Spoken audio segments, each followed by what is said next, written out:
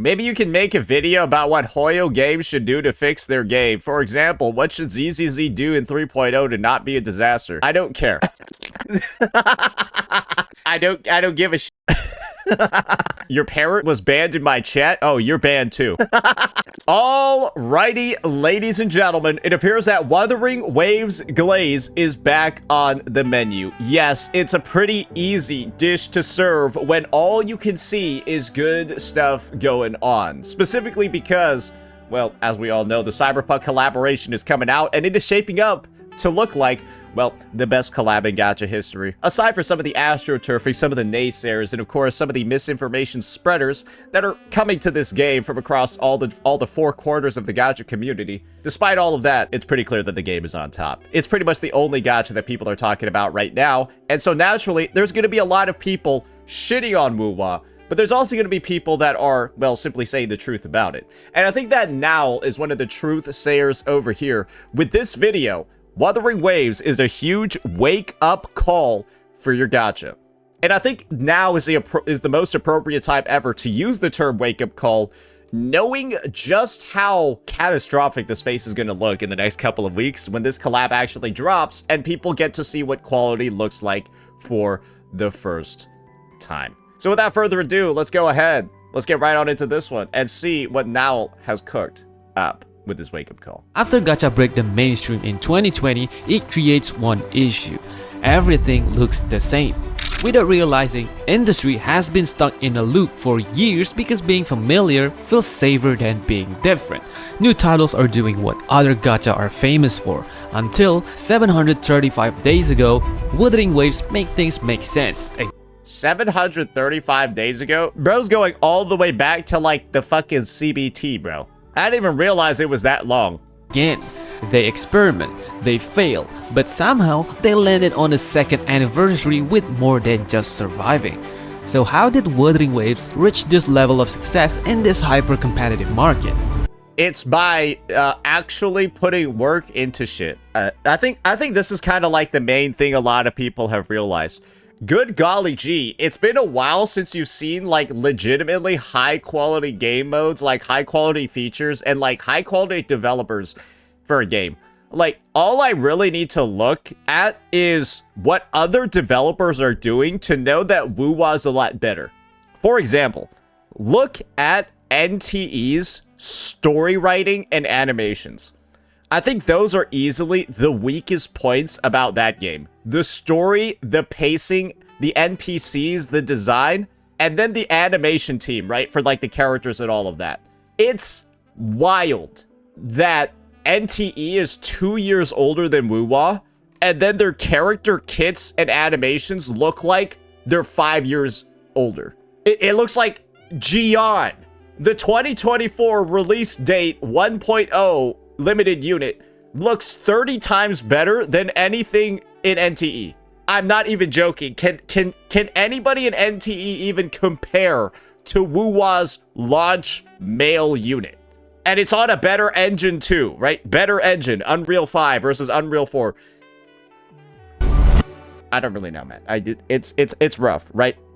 So just when you see from that perspective, right, that all these other games are coming out later, might have more budget, might have more manpower, but then they like end up being worse, it makes you value Wuthering Waves a lot more.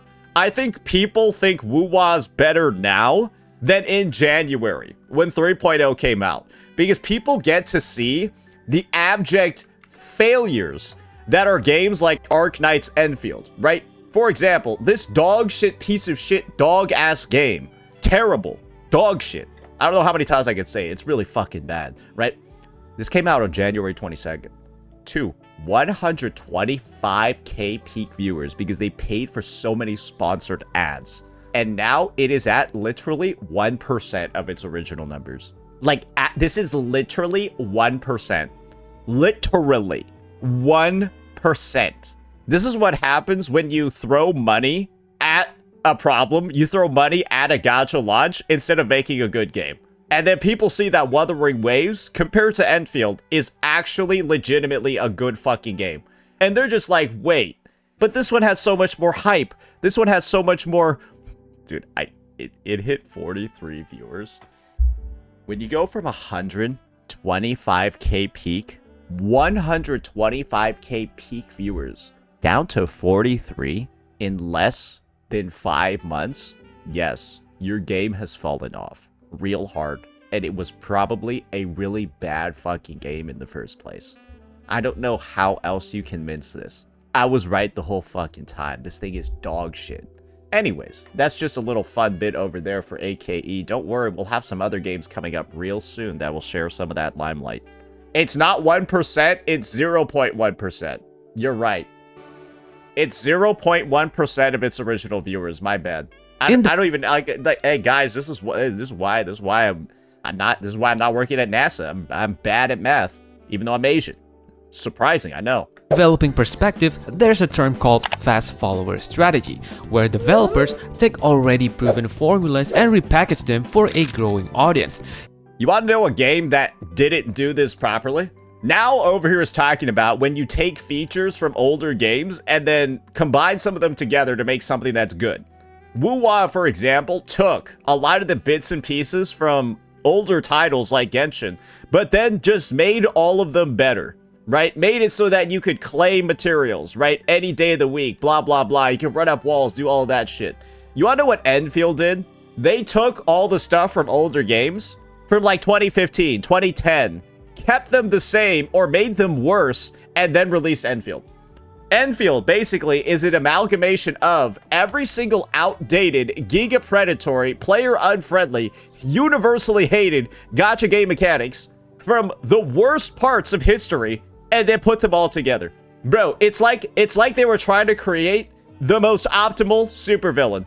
They're like, yeah, let's get the motivation of Hitler, the charisma of Stalin, like the fucking the mercy, right, of civilization, Gandhi, like, and then like put it all together to make like one supervillain.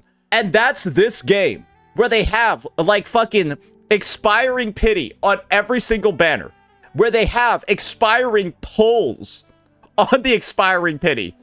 It's like, yeah, by the way, your stamina potions that you get, they expire too.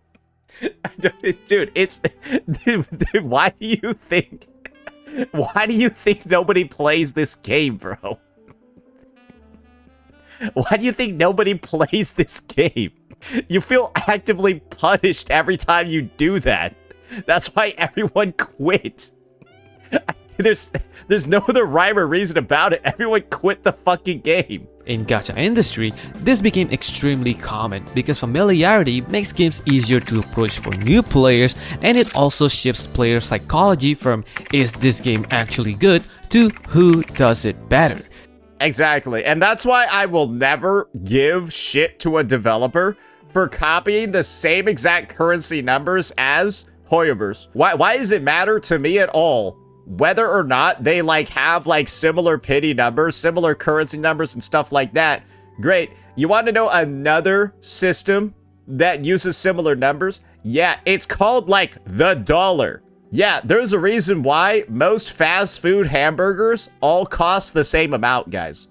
Yeah, like a burger is like $6 to $7 at like usually most places, because people want to go in and expect, right, that something costs the same amount.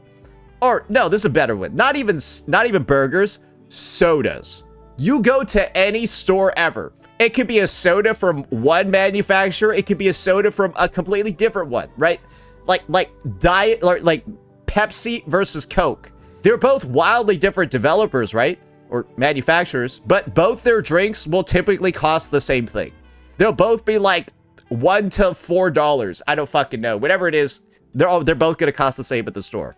Probably because you don't want to go in and then be like, oh yeah, so the $100 package in this game gives me 80 pulls, while the $100 package in this other game gives me 10. One's gonna be, which one are you gonna go for? The one that the more popular game is using, so that you don't feel like you're like rug pulling your customers, so they know what to expect. So yeah, no, it's just a logical sound business thing to do. And you'll notice that most businesses that like historically have all done the same fucking thing.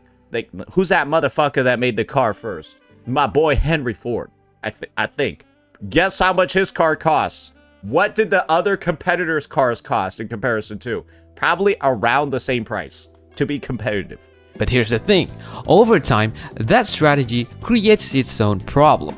As tribalism grows deeper in gacha space, new games started getting labeled as cheap knockoffs almost instantly.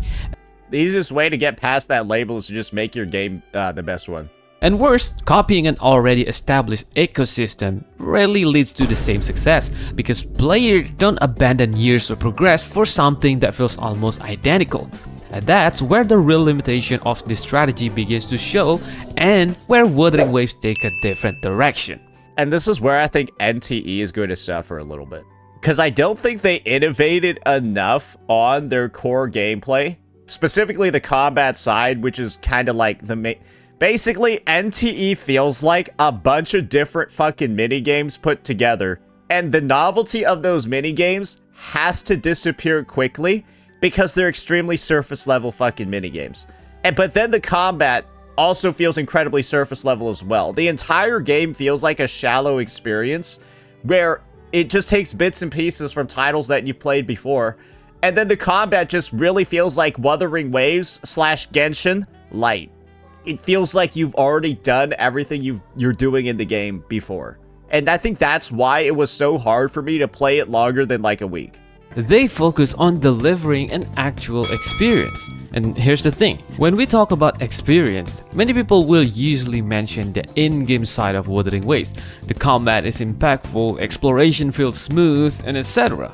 And I can understand that, especially after Renacita and Lahai Roy, that become one of the biggest reasons why Wuthering Wave got this far. But is that everything? Because if we talk about FTUE, first time user experience, Wuthering Waves honestly didn't bro, this dude's out here putting out fucking business terms, bro. land a perfect hit, especially for 1.0 player. The story direction felt rough, exploration wasn't nearly as fluid as it is today, optimization had issues, and overall, the game clearly launched with problems. But some... Yo, I'm gonna be honest, I compare WuWa 1.0 to a bunch of other games that have been played before. Yeah, I'm gonna be so for real with you. It was, I mean, I think WuWa 1.0 was a fine time, bro. In comparison to other games, nah, 1.0 was a fine time.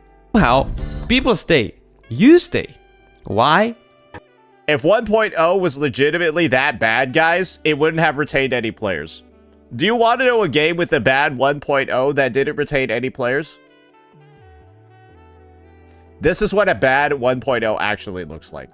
If you guys want to be out here thinking that Wuthering Waves legitimately had like the worst fucking launch known to man, bro, all you need to do is actually take a look at the viewership numbers for the game during 1.0. Bro, it's still better than all your other games. This was how it retained players. Yeah, it got some hits for sure, especially during 1.1 and 1.2, specifically 1.2, but then it came back just as strong as ever, bro. But then you see this shit over here. Did you ever see WuWa this bad before? The answer is no. You never seen it this bad before. Guys, this represents May's numbers. This is why it says April 2026. May's over. It's May 31st. This averaged 603 viewers for the whole month. It's over. This isn't going to change. This is permanent. This game that released to 125k players straight up went from 125k to 600 average in 4 months. Lower. Like literally, this is like a scarlet letter. This will never disappear. WuWa has never had a recorded like month of less than 1,000 viewers average. And that's how I know 1.0 could not have been that bad, because this is what bad looks like. This is what bad looks like, and WuWa was never fucking at this. Because Wuthering Waves didn't stand out just for the game itself, but also for developers' effort into making the game better over time. To simply put, you didn't just play the game, you also watch it grow. From the clunky waves into second anniversary, from a Pizza Hut collab into Cyberpunk Edge Runner announced few hours ago. We can see the standard rising significantly, and over time, that creates something most live service games struggle to build: trust.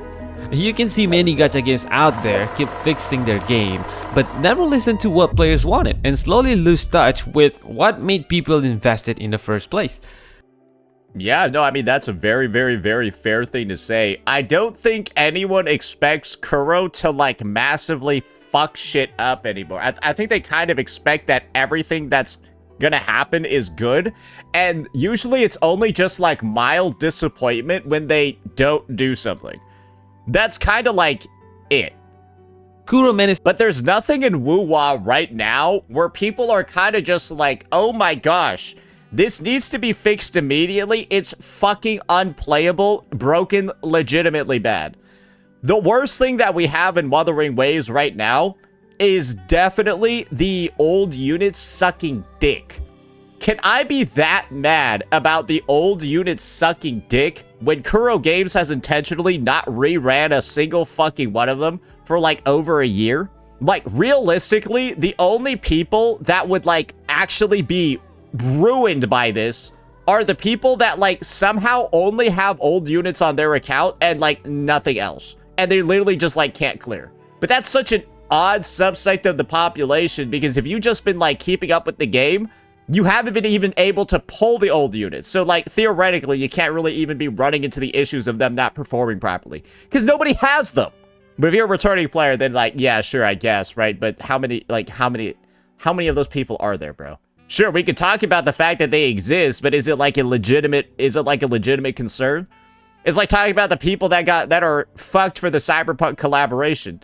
Yeah, there are some people that exchange 500 Radiant Tides. How many people actually did that though? Probably not a lot, because it's a rather retarded thing to do. So it's kind of just like, yeah, we could talk about like how there are some like outliers getting screwed over, but they're called outliers for a reason. To balance the rough launch with actually putting their foot on community shoes so they understand what's up. That's some expensive things we have. By constantly improving the experience, listening to feedback, and refining. So fuck the minority. Yo, Zatam, there's kids starving in Africa right now. Can you donate everything you owe so that they can go eat some food? There's kids starving right now. Donate everything you have right now. I'm the only person that needs to... Oh, so I'm now the only one that's being held accountable. Is that what you're saying? Because you're saying everybody everywhere needs to get taken care of, right? I said you can't worry about the outliers, every single possible outlier ever, because there'd be too many. And you just said, well, so you're saying fuck the minority, right? Go donate to all the starving African kids then, bro. Bro, just go donate everything you have to them, bro. Because you're out here saying that like I'm doing something wrong, right, with my take? Hey, you're doing shit wrong too, bro, by not giving away everything you have. Go help those minorities, bro. The game patch after patch, Kuro slowly built the feeling that players actually mattered in the direction of the game. This is what people call player-centered design. Again, while the in-game experience is important, because for me personally, I decided to try WuWa for the first time for the combat mechanism, but that's not what made me stay. The experience I got outside the game is, because before Wuthering Waves, I played another gacha game for 4 years from day one, but didn't really feel they respect my time and feedback. That's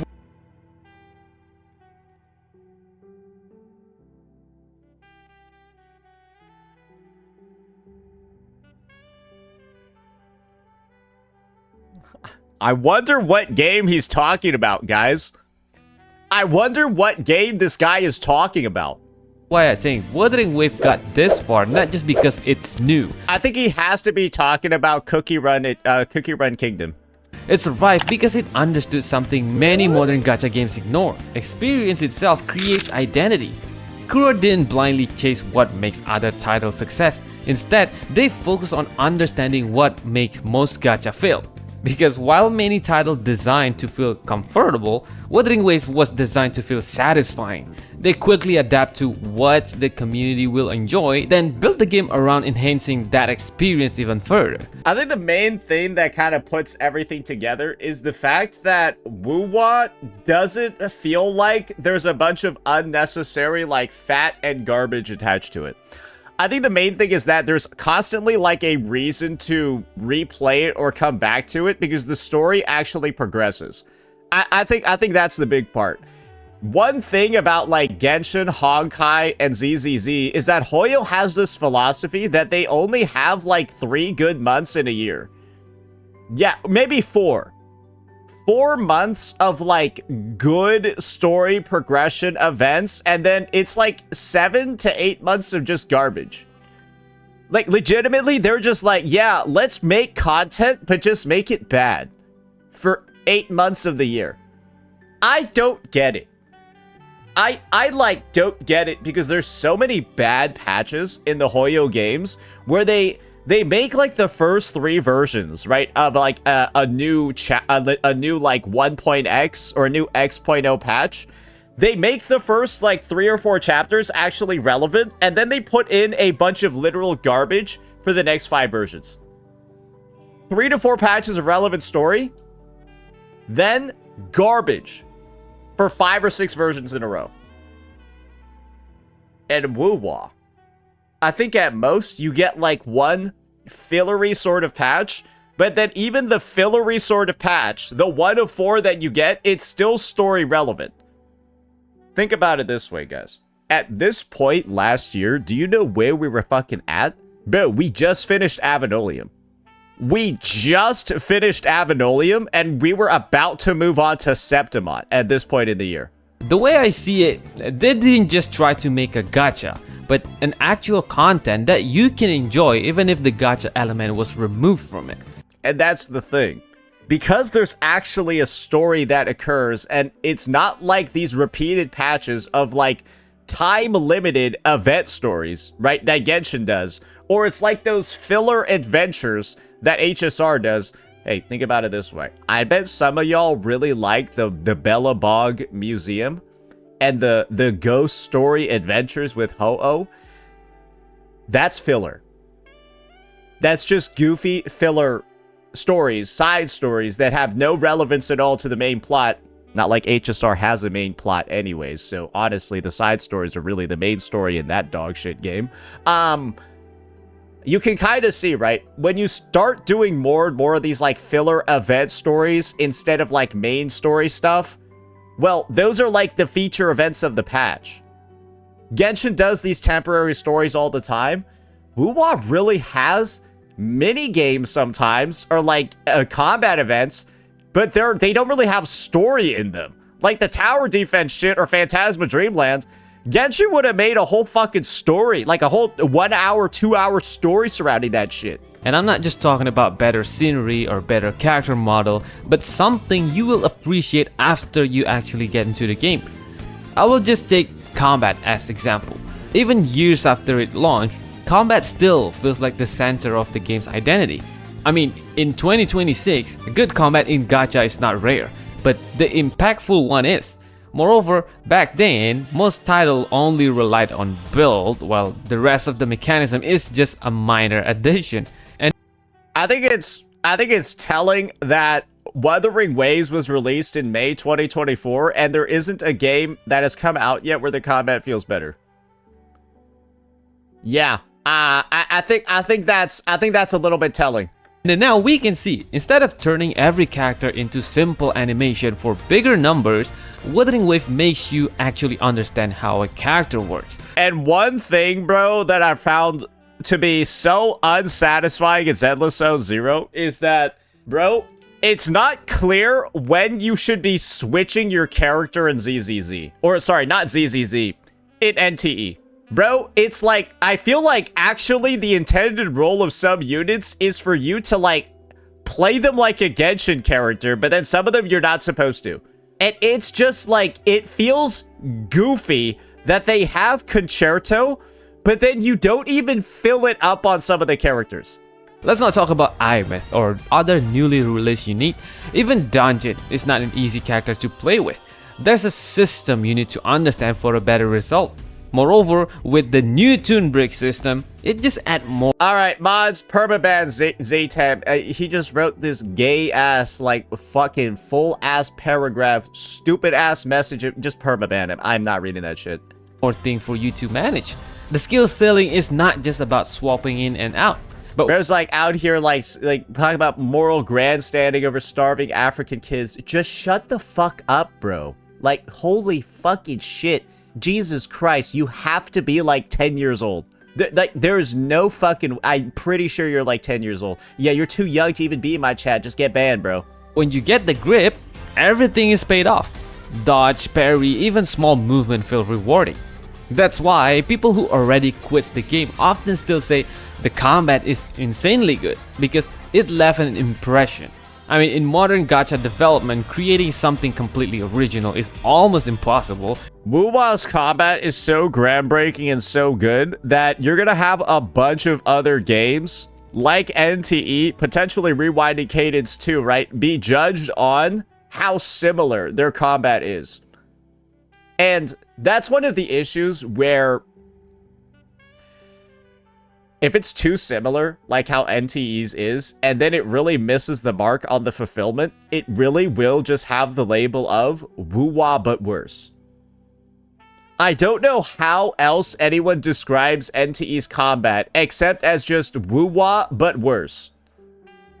Most mechanics already exist in some form, so uniqueness is not just about inventing entirely new ideas, but also reshaping familiar ideas into experience other games never have before. Nobody describes WuWa's combat as Genshin but better. Nobody calls WuWa's combat Genshin but better, because there's so many additional elements to it that don't exist in Genshin. Everything in NTE's combat exists in WuWa, but it's just worse. And that is where Wuthering Waves become... You got the parry, you got the concerto, you got the swapping in between animations, you got all of that shit, but it's just worse. Important for the gacha industry itself, because contrary to what people expected during launch, Wuthering Waves didn't become a killer for other games, but something much more like a pressure point that affects the next generation of gacha games more than people realize. It's the new standard, essentially. And basically, every single feature that every new gacha has is going to be compared to some point of Wuthering Waves. People will be asking, okay, do the models look better or worse than WuWa? Do the VFX and animations look better or worse than WuWa's? Do the cutscenes look better or worse than WuWa's? Does the combat feel better or worse than WuWa's? That is kind of just how it is right now. And that's going to be the standard moving forward. And that's why so many games are going to have a diabolical fall off.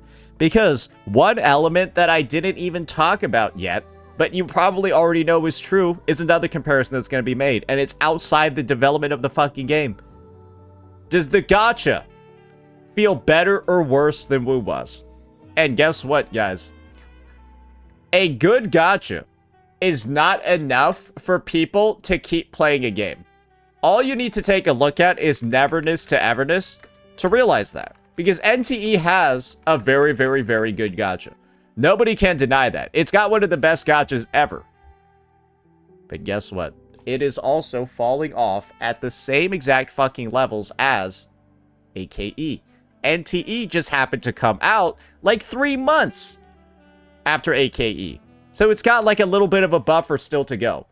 But it's not looking particularly good. And it's really not looking particularly good when the category has 1.6k viewers, but the top streamer has 170. So like what's going on over here? Like I get past the first row and I'm at 49. That doesn't look very realistic to me, right? And I think most people can tell that as well. There's a little interesting. I'm not saying every future game will be Wuthering Waves copy, no, but it would definitely help to shift the standard slowly, because no, the standard's already shifted, brother. I feel like you kind of in past tense here. Players now start expecting something better, which pushes developers to not stick to the traditional system. What was AKE harshly compared to at pretty much every opportunity? WuWa. NTE, also WuWa. NTE is also fucking stabbing themselves in the foot by having Fraxinus in the game too, and just copying WuWa's cutscenes as well. We all kind of know that, right? So you got that shit going on. What do you think Rewinding Cadence is going to get compared to? What do you think Silver Palace is going to get compared to? Inside and outside of the game, they want a responsive developer that... What do you think Duet 9 Abyss got compared to? Actually react to the community instead of just following a fixed roadmap for years. And we can see how it starts to become a thing in gacha space. More games have better exploration, better gacha system, better QoL, even more responsive developer. Because let's be real, standing still and being so hard-headed in modern gacha space means left behind. Especially with how players are now no longer there just to play, but also to compare. Guys, comparing is more important now than ever, especially after games like AKE released. Do you know how many regretful individuals there are in the space who, like, wasted their fucking time playing this dog shit game? Bro, I made money off of playing this game. I gained several thousand subscribers, huge algorithmic boosts, incredible buff for my career covering this game because I simply told the truth about how fucking bad it was. I still feel like I wasted my time. Objectively, I actually spent my time very well covering this game, probably as well as anyone could have spent it, and I still feel like I lost. I used my time in the best fucking way ever, and I still feel like a fucking loser. And I can't imagine how anybody that actually, like, played this game as, like, a free-to-play, or not even a free-to-play, a, like, invested player who, like, wasn't out there, right, to make a, you know, to do their job, like, make content on it. Bro, you must have hated your fucking life playing this shit.